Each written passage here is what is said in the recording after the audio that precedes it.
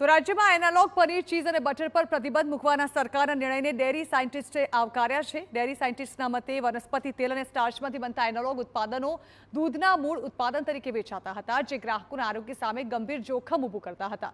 પરંતુ હવે સરકારના નિર્ણયથી ભેળસેળ મુક્ત અને અસલી દૂધની બનાવટો ગ્રાહકો સુધી પહોંચશે। राज्य सरकार द्वारा आज थी समग्र राज्य में एनालॉग पनीर चीज ने बटर पर प्रतिबंध फरमाववामां आव्यो छे। आपणी साथे अत्यारे डेरी निष्णात जोड़ाया छे। थी राज्य सरकार द्वारा जे प्रतिबंध फरमाववामां आव्यो छे, तमे कई रीते जुओ छो आखा निर्णयने? खरेखर हूँ बहुत खुश छूँ आ निर्णयथी अने घणा वखतथी आ मांग हती के आवुं जे एनालॉग पनीर अथवा तेना जे बीजी प्रोडक्ट्स बने छे जे डुप्लिकेट जे आपणे सोनुं होय ने पछी एनुं जेटલું पीळું देखाय सोनुं होतुं नथी। तो आ प्रतिबंधનો गुजरात सरकार અને મહારાષ્ટ્ર સરકારનો આ નિર્ણય ખૂબ આવકારું છું અને આપણા સૌના માટે ખૂબ હિતમાં હશે, કારણ કે એનાલોગ આપણે જ્યારે સરકારે નિયમો બનાવ્યા ત્યારે ડેરી પ્રોડક્ટ્સ એન્ડ એનાલોગ, કારણ કે એવી પ્રોડક્ટ્સ ડેરી દેખાય એવી બનતી હતી એટલા માટે એ શબ્દ ઉમેરેલો।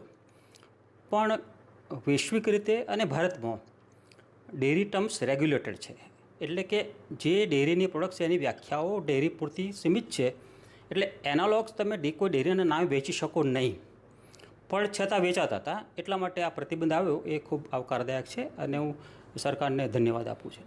સર, આરોગ્યને લઈને કેટલો ફાયદો થશે નાગરિકોને? આરોગ્યમાં તો એવું છે કે જે એનાલોગ પ્રોડક્ટમાં બધી પ્રોડક્ટ્સ વપરાતી હોય ઇન્ગ્રેડિયન્ટ્સ એના પર આધાર રાખે છે। ખાસ કરીને આપણું જે તંદુરસ્તીદાયક મિલ્ક ફેટ હોય એને રિપ્લેસ કરીને પામોલિન નાખતા હતા। તો પામોલિન બધું પડતી ખાવાથી જે ગેરફાયદા થતા હોય એ તો નુકસાન જાય। એ ઉપરાંત આવું પનીર બનાવવામાં સ્ટાર્ચ કે બીજા બધા MLC ફાયર આવે એની વિશે આપણને કંઈ ખાસ માહિતી હોતી નથી, એટલે આરોગ્યને તો નુકસાન કરી શકે, પણ સાથે સાથે એ સબ સ્ટાન્ડર્ડ પ્રોડક્ટ કહેવાય અને લીગલી એને પનીર કહી શકાય નહીં, એટલે એ લોકોએ કોઈ બીજું નામ એના માટે વાપરવું જોઈએ, જેથી કરીને ગ્રાહકને ખબર પડે કે હું પનીર ખાઉં છું કે બીજી કોઈ વસ્તુ ખાઉં છું। એટલે આરોગ્ય સાથે સાથે ઇકોનોમિક્સ બંને રીતે એ ગેરફાયદાકારક છે, કારણ કે તમે સસ્તી વસ્તુની વધારે કિંમત આપો છો અને તંદુરસ્તીની પણ તમે એક ચેલેન્જ કરો છો। તો આવી પ્રોડક્ટ્સનું વેચાણ થવું જોઈએ નહીં। આપણે બધા એનાલોગ્સના વિરુદ્ધ નથી, પણ મેઇન મુદ્દો એ છે કે તમે ગ્રાહકને ભરમાવો નહીં, એને પનીર કહીને ના વેચો, એને ચીઝ કહીને ના વેચો, એને બટર કહીને ના વેચો, અને એટલા માટે જ આ રેગ્યુલેશન ખૂબ આવકારદાયક છે। રાજ્ય સરકાર દ્વારા જે નિર્ણય લેવામાં આવ્યો છે તો તેનો અમલ સમગ્ર રાજ્યમાં આજથી થનાર છે।